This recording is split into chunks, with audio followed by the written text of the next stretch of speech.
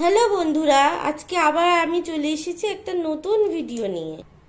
আজকে বানাবো আমি ডিম পোস্ট। তার জন্য নিয়ে নিয়েছি একটা কড়াইটাকে আমি এবার লাইটার দিয়ে জ্বালিয়ে নেব। তো জ্বালানো থাক, একটা ডিম নিয়ে আসি। যেহেতু আমরা এখন ডায়েট করছি, তার জন্য আমি রিফাইন তেল না, আমি আমুল বাটার হাফ চামচ নিয়ে নিলাম, নিয়ে কড়াইতে মাখিয়ে নেব। এই আমুল বাটারের উপরেই আমি ডিম পোস্টটা করব। তো তোমরা চাইলে রিফাইন তেল নাহলে সর্ষের তেল দিয়ে এটা তোমরা করতে পারো। তো দেখো কি সুন্দর মাখিয়ে নিলাম। এবার আমার কিন্তু অলমোস্ট আমার কড়াইটা কিন্তু গরম হয়ে গেছে। এই মুহূর্তে আমি ডিমটাকে ফাটিয়ে এইভাবে আস্তে করে ছেড়ে দিলাম। হয়ে গেল।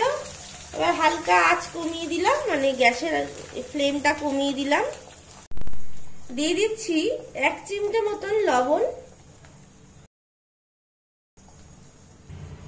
আর দিচ্ছি ব্ল্যাক পেপার পাউডার, 1 চিমটে ব্ল্যাক পেপার পাউডার। দেখো এবার আমি ডিমটাকে উল্টে দেব। যা লেগে গেল আমার ডিমটা কড়াইতে। যাই হোক, আমরা ডিমটা উল্টে দেব। উল্টে দেব না, আমরা এইভাবেই খাবো। দেখো কি সুন্দর হয়েছে। তো নামিয়ে নেব এখন। এবার আমি তোমাদের নামিয়ে দেখাচ্ছি।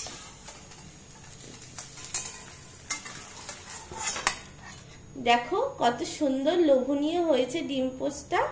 তো তোমরাও এইভাবে বানাও, বানিয়ে ছোট থেকে বড় সবাইকে খাওয়াও, দেখবে সবাই ভালো বলবে।